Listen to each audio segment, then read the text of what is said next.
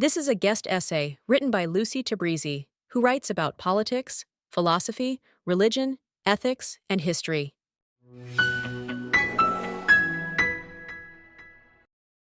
Recently, a pro-Palestine activist stormed into my Substack and called me a literal Nazi. Not just Nazi adjacent, but full-blown, goose-stepping, history book Nazi. For the record, I'm not a Nazi. I have family who fled the real ones, and I've spent enough time studying anti-Semitism to know how it mutates into increasingly deranged forms. I've thought about it far more than those flinging the word Nazi around like confetti, using it as a lazy stand-in for anything they disagree with. The irony? This guy was championing a movement rooted in actual Nazi ideology via former Grand Mufti of Jerusalem Amin al-Husseini, Palestinian nationalist, proud Nazi collaborator, personal guest of Hitler, and casual tourist of Holocaust-era concentration camps. But that's a deeply inconvenient history lesson, so let's just pretend it never happened. Anyway, this charming individual unleashed a tsunami of expletives and frothy rage. I pointed out he wasn't here for a conversation, just a tantrum.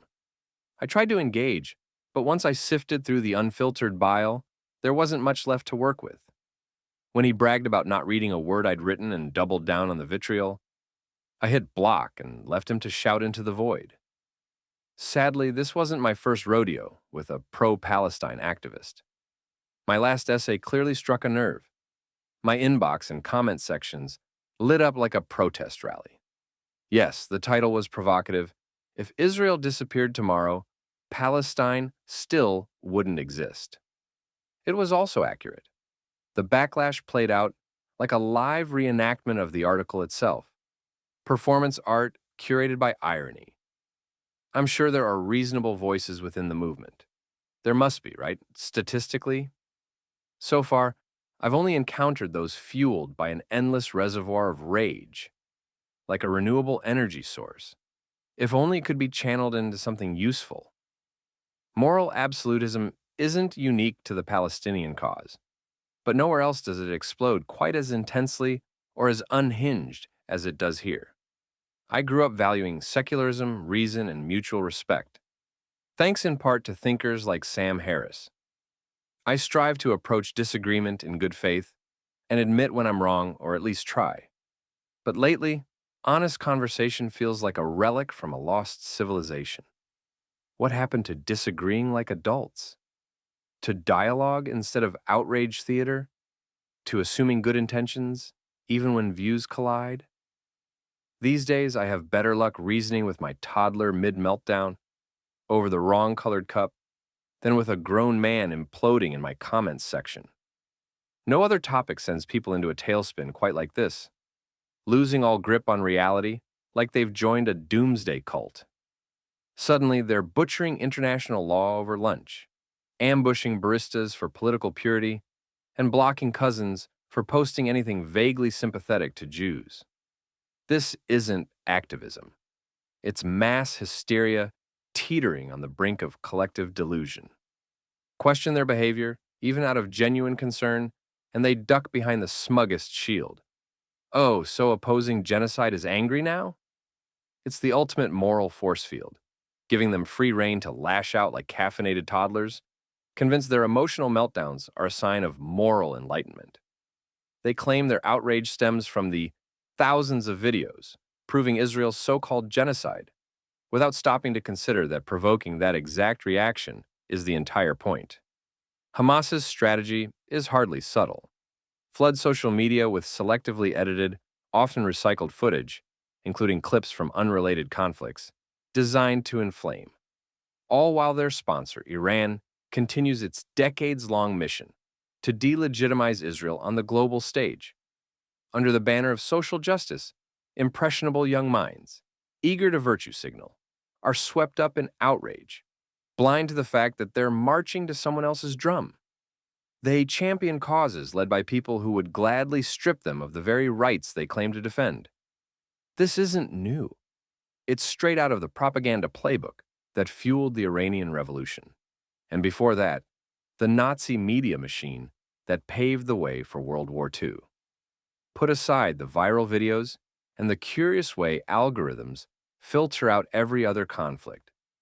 Ask yourself, what does screaming at strangers online actually accomplish? How does this brand of activism help Palestinians or bring peace?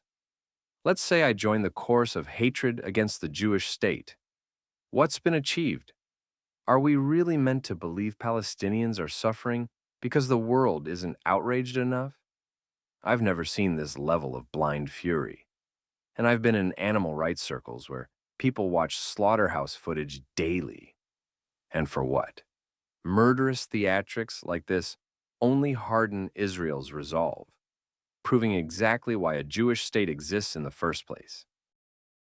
Unfortunately for Palestinians, their loudest Western advocates are doing them more harm than good by defining the movement as a spectacle of performative outrage and extremist rhetoric.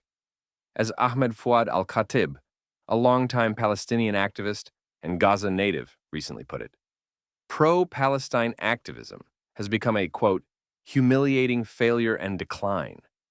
And yet the same activists driving this backlash demand total allegiance while claiming to be a silenced, oppressed minority. It's a bizarre underdog narrative, comically out of sync with reality, given that nearly every major institution is in their corner. Academia, Hollywood, the United Nations, major NGOs, even corporations falling over themselves to show support. Still, they cosplay as rebels. How do we break it to these bubble-wrapped revolutionaries that there's nothing brave or rebellious about parroting what's already being blasted by most major influencers, institutions, and activist groups? These are the same people who accuse anyone off script of being on the payroll of the American Israel Public Affairs Committee, also known as AIPAC, like defending Israel is some kind of lucrative side hustle. In reality, it's the opposite. These days, even a hint of sympathy for Israel is a career liability and a one-way ticket to social Siberia. Meanwhile, it's open season on Jews. Businesses vandalized, communities harassed, even assaults in broad daylight. And the same activists who claim to fight oppression don't even blink. Apparently, when the target is Jewish, even domestic terrorism is met with silence, or worse, justification.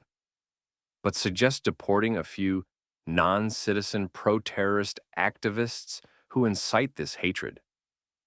Suddenly, the outrage mob morphs into a choir of free speech absolutists, clutching the First Amendment like they just discovered constitutional law. Spare me the theatrics. These moral gymnasts claim anti-Semitism is being weaponized to silence criticism of Israel, somehow missing that it's literally the most condemned country on earth. Still, they treat people like me as if we're on the payroll of some well-funded Zionist lobby. If only. I'd love to get paid for sharing unpopular opinions, but so far, not a cent. Just lost opportunities, strained friendships, and comment sections full of unsolicited internet wisdom and rage-fueled pile-ons. Relax, I'm not playing the victim. Getting sniped at online doesn't compare to life in a war zone. I'm just highlighting the absurdity, the arrogance of assuming anyone who disagrees must be on someone's payroll. Whatever happened to humility? We've raised a generation so drunk on moral certainty that dissent isn't just unwelcome, it's automatically suspicious.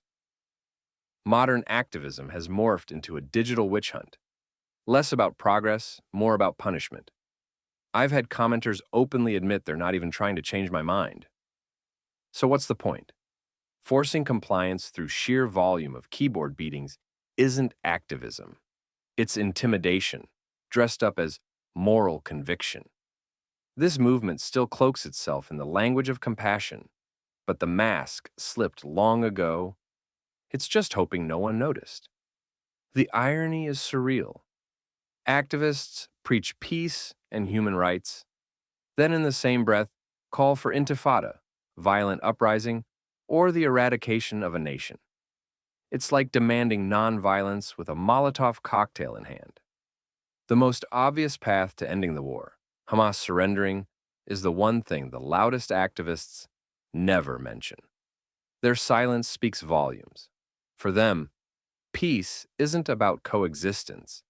It's about Israel's disappearance, with the resistance marching toward another descent, crushing theocratic state, like the Islamic Republic of Iran, regardless of the cost in Palestinian lives. A different kind of damage is spreading elsewhere, a quiet, creeping fear. No, we're not yet in Soviet Russia, but we're heading in a dangerously similar direction. People are self-censoring, afraid that even their private thoughts could be weaponized, sometimes by the same friends who once liked their vacation photos. The moral panics of the past haven't vanished. They've just been turbocharged into digital dogma. Online mobs lie in wait, ready to pounce on anyone who steps out of line, turning thinking for yourself into a potentially viral offense. We were promised that unlimited information, delivered at our fingertips, would make us wiser. Instead, algorithms have made us more divided, more reactive, and more allergic to nuance than ever. Worse, these digital echo chambers have become playgrounds for bad actors to spread propaganda and manipulate public opinion with alarming ease. I saw the same hysteria during the George Floyd protests. Fresh out of childbirth and in the middle of lockdown, I was flooded with messages demanding to know why I hadn't posted a black square. I'm not one to jump on bandwagons, especially during a major life shift. But in today's culture of instant outrage, hesitation is seen as betrayal. My silence was quickly branded as racism, because apparently, recovering from childbirth isn't a valid excuse for missing the mandatory virtue signal. Even stepping back from social media drew sneering comments like, "Must be nice to have the privilege to take a break." All this coming from movements largely driven by some of the most pampered, college-educated elites in modern history. Looking back, the Black Lives Matter riots feel like a rehearsal, a test run for the full-blown ideological purge we're seeing with the Palestinian cause. Same moral absolutism, same public shaming, same demand for blind loyalty. Only now, the outrage machine has been fine-tuned for maximum destruction. Unfortunately, this wave of collective madness isn't coming from the fringes. It's rooted deep within the heart of these movements. Convinced they're the enlightened ones, they miss the irony of becoming the loudest zealots in the room. Second only, perhaps, to the jihadists they refuse to denounce. Their outrage isn't driven by the scale of suffering. It's driven by the narrative. That's why far deadlier crises in Sudan, Syria, Yemen, and China barely register. But mention Gaza, and suddenly every activist, rights group, and media outlet snaps to attention, as if it's the only crisis that's ever mattered. Some atrocities, it seems, are just more fashionable than others. When outrage becomes a trend, it stops being principled and becomes dangerous. In a culture where outrage is rewarded with clicks, clout, and airtime, there's no incentive to pause or reflect. And history has shown, especially when the mob turns on Jews, that righteous fury rarely gets it right. Moral fervor doesn't sharpen clarity. It crushes it.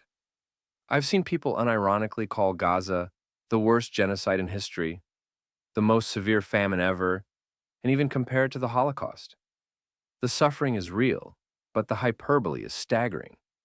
Are they really this historically illiterate? Or do they just not care that far worse atrocities are unfolding in places they couldn't even find on a map? By any objective measure, even if every accusation against Israel were true, it still wouldn't crack the top tier of regimes that have starved, brutalized, and massacred millions. Yet, the self-appointed saviors of the so-called oppressed have zeroed in on the one conflict trending in their feeds and protest rallies. But sure, it has nothing to do with it being the Jewish state. Total coincidence. These same activists twist themselves into knots to blame Zionists, for nearly every global crisis.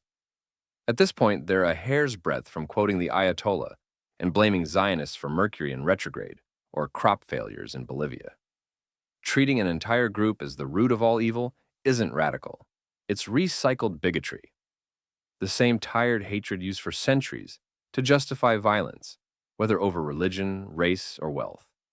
Jews have been history's go-to scapegoat for generations, and Zionist is just today's socially acceptable stand-in. But the accusations are the same: baby killers, plague spreaders, media manipulators, economy riggers, puppet masters. All straight out of the classic anti-Semitic playbook. I get it. Inconvenient truths don't go viral. Humanity doesn't need a grand villain to commit atrocities. We've always been perfectly capable of that on our own. No Jews, no Zionists required. Take, for example, Sudan, a brutal civil war, possibly a genocide, with estimates putting the death toll at 150,000. But because it has nothing to do with Israel, coverage is scarce, and outrage even scarcer.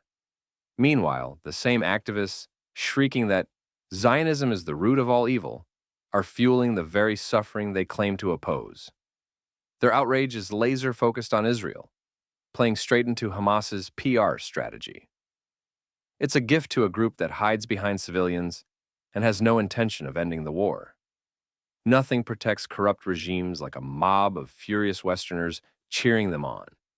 And how do we know these so-called progressives aren't driven by concern for Palestinians, but by hatred for Israel and blind loyalty to Hamas?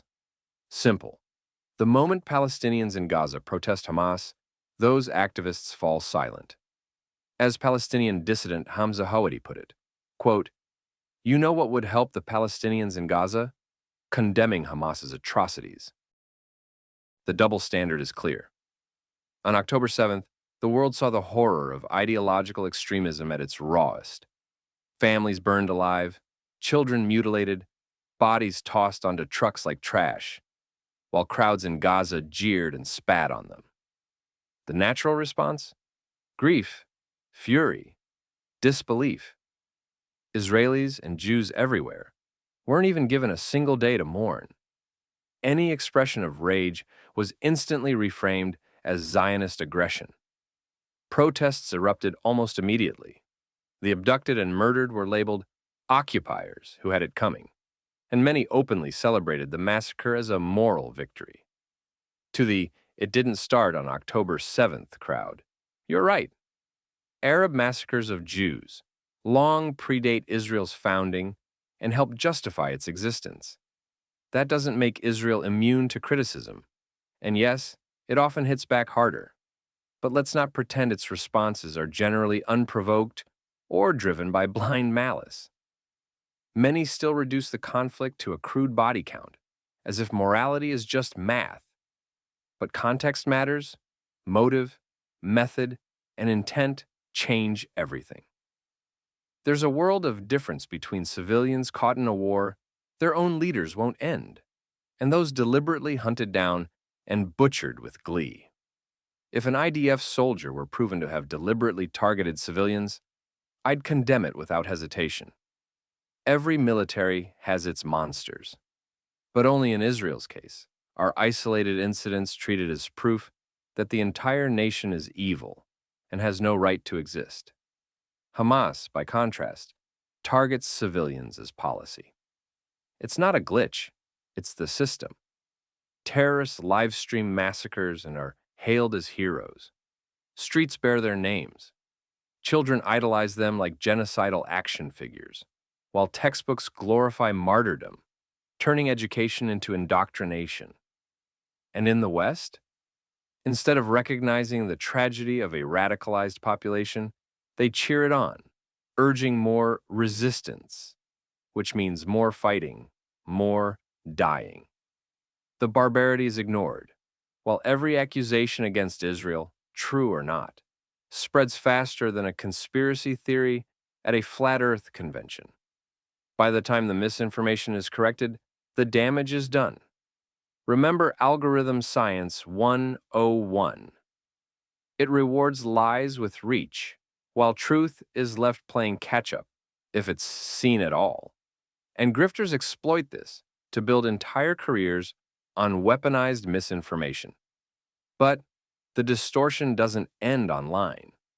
Even a year on, October 7th wasn't marked by mourning, just more protests. Loud, angry spectacles that place every ounce of blame on Israel, as if the massacre of Jews demands justification instead of condemnation. Blaming Jews for violence committed against them is one of the oldest anti-Semitic tricks in the book. But sure, this time's different. Just a coincidence. These activists wouldn't dream of justifying the violence of October 7th against any other group, including actual settler colonial powers like Morocco in Western Sahara, Turkey in northern Cyprus, or China in Tibet.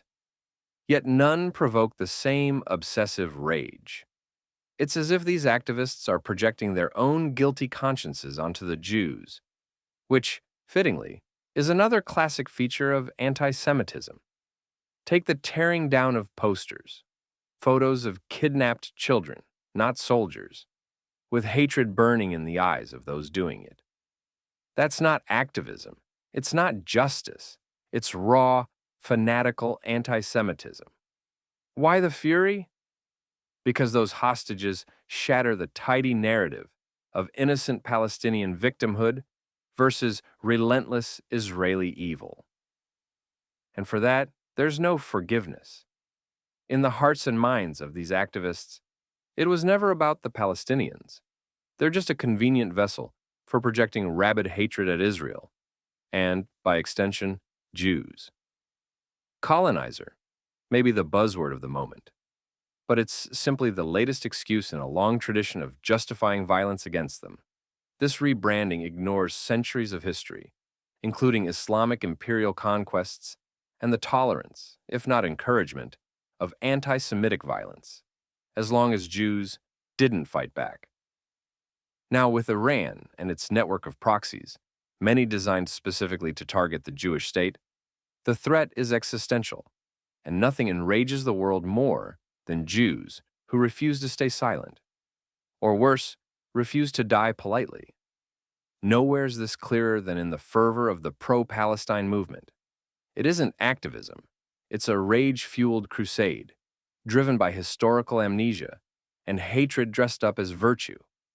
In many pro-Palestine circles, especially on college campuses, often backed by Qatar, Iran, and other fine champions of human rights, the illusion of activism has worn thin. What remains devolves into civil unrest, vandalism, intimidation, and mob-style harassment, all cheered as long as the target is Israel or anyone remotely connected to it. If they actually cared about Palestinians rather than indulging in mob theatrics, they'd demand Hamas return the hostages, stop using children as human shields, and just once, build a bomb shelter instead of a tunnel under a kindergarten. They'd protest weapons in hospitals and terrorists hiding under schools. They'd demand Hamas get out, just like thousands of Palestinians in Gaza just did, at great personal risk. Meanwhile, Western activists, who face virtually zero risk, could criticize Israeli policies and hold Hamas accountable. But they don't. For them, it's a zero-sum game. Israel is evil, Hamas gets a free pass, and any Palestinian who dares challenge this narrative is thrown under the bus by the very people claiming to speak for them. Every angry, baseless comment only proves the point. It's time to stop indulging this moral tantrum. Whether from student protesters, Western media, armchair activists, or that random Facebook post from someone who just discovered the conflict. It helps no one, least of all the Palestinians. All it does is fuel more violence, more death, and push peace further out of reach. We owe these outrage merchants nothing. Not our respect, not our silence, and certainly not our legitimacy. What we should owe is support for those being drowned out. The Palestinians and Israelis rejecting extremism, risking their lives to pursue peace, and their allies standing with them. Anyone who claims to care about human rights should prioritize these voices, not the ones on an endless Israel-bashing crusade that only fuels outrage and deepens the conflict. It's time to amplify the voices that actually seek peace, not the ones who thrive on the chaos.